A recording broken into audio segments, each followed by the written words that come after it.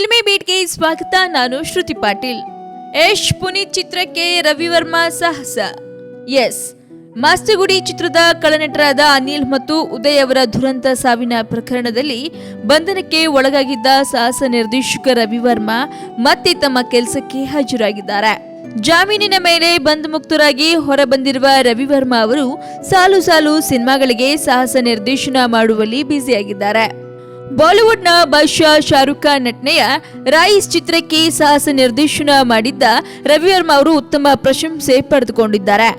ಈ ಸಾಹಸ ನಿರ್ದೇಶನವನ್ನ ಮತ್ತೆ ಮುಂದುವರಿಸಿರುವ ರವಿವರ್ಮಾ ಅವರು ಸದ್ಯದಲ್ಲೇ ಕನ್ನಡದ ಇಬ್ಬರು ಸ್ಟಾರ್ ನಟರ ಚಿತ್ರಕ್ಕೆ ಸ್ಟಂಟ್ ಡೈರೆಕ್ಷನ್ ಮಾಡಲಿದ್ದಾರಂತೆ.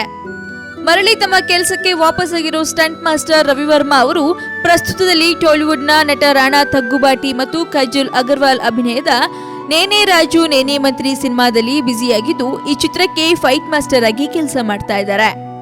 ಇನ್ನು ಪುನೀತ್ ರಾಜ್ಕುಮಾರ್ ಅಭಿನಯದಲ್ಲಿ ಮೂಡಿ ಬರಲಿರೋ ಎ ಹರ್ಷ ಸಿನಿಮಾಕ್ಕೆ ರವಿವರ್ಮಾ ಅವರು ಸಾಹಸ ನಿರ್ದೇಶನ ಮಾಡಲು ಒಪ್ಪಿದ್ದಾರಂತೆ.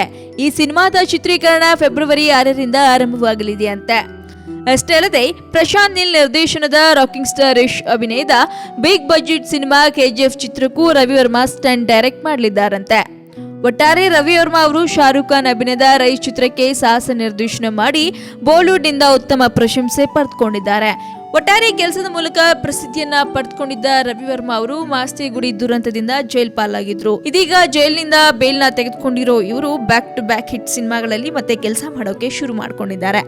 ಇನ್ನು ಕನ್ನಡ ಚಿತ್ರರಂಗದಲ್ಲಿ ಏನೆಲ್ಲ ನಡೀತಾ ಇದೆ ಅನ್ನೋದನ್ನ ತಿಳ್ಕೊಳ್ಳೋ ಕುತೂಹಲ ಇದೆ. ತಪ್ಪದೆ ನೀವು ನಮಗೆ ಕಮೆಂಟ್ ಬಾಕ್ಸ್ ನಲ್ಲಿ ಕಮೆಂಟ್ ಮಾಡಿ. ಹಾಗೆ ಈ ವಿಡಿಯೋ ನಿಮ್ಗೆ ಇಷ್ಟವಾದ್ರೆ ಲೈಕ್ ಮಾಡಿ, ಶೇರ್ ಮಾಡಿ.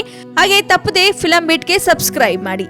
ಹಾಯ್, ಎಲ್ಲ ಸ್ಯಾಂಡಲ್ವುಡ್ ಮೂವೀಸ್ ಅಪ್ಡೇಟ್ಸ್ಗೆ ಪ್ಲಸ್ ನನ್ನ ಮೂವೀಸ್ ಅಪ್ಡೇಟ್ಸ್ಗೆ ಪ್ಲೀಸ್ ಎಲ್ಲರೂ ನೋಡ್ತಾ ಇರಿ ಫಿಲ್ಮಿ ಬೀಟ್ ಆ್ಯಂಡ್ ದಯವಿಟ್ಟು ಸಬ್ಸ್ಕ್ರೈಬ್ ಮಾಡಿ.